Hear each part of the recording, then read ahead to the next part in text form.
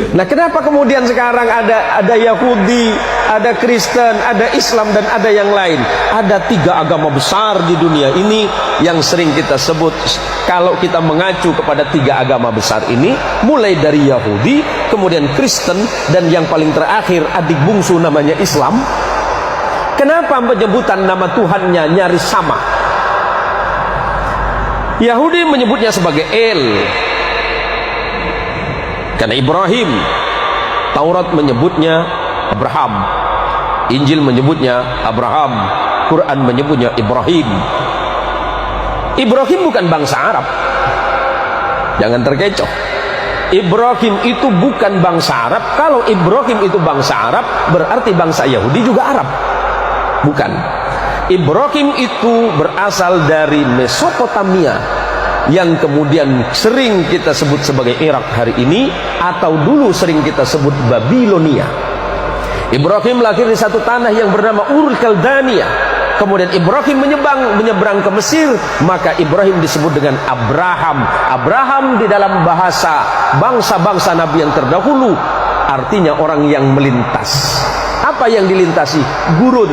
Ibrahim menikah dengan perempuan Mesir yang bernama Sarah, melahirkan anak laki-laki yang bernama Ishak. Kemudian Ibrahim menikah lagi dengan perempuan yang berasal dari Palestina.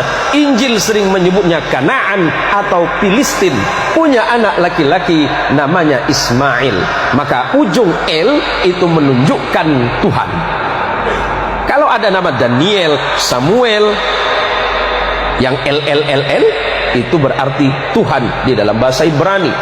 Kemudian anak keturunannya, saya singkat saja. Ibrahim punya anak namanya Ishak, menurunkan anak laki-laki namanya Jacob di dalam Injil. Quran menyebutnya Yakub.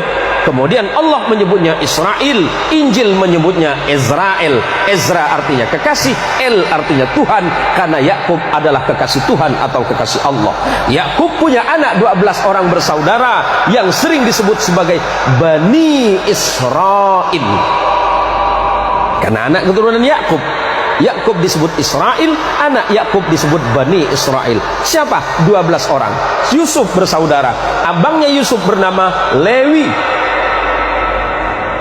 Lewi punya anak namanya Imran. Imran punya anak namanya Moses. Dalam Injil, Quran menyebutnya Musa. Dan punya adik yang bernama Harun. Adik Lewi namanya Yahuda, yang kelak menjadi cikal bakal nama agama Yahudi. Yahuda punya keturunan terus, salah satunya bernama David. Di dalam Injil disebut sebagai the King of David. David punya anak namanya King of Salomo. Al-Quran menginformasikan sebagai Sulaiman. Sulaiman punya 2 orang anak yang kemudian tidak jadi nabi, tapi keturunannya ada yang bernama Imran. Imran menikah dengan Hana. Hana dan Imran punya anak yang Quran menyebutnya Maryam, Anda menyebutnya Maria.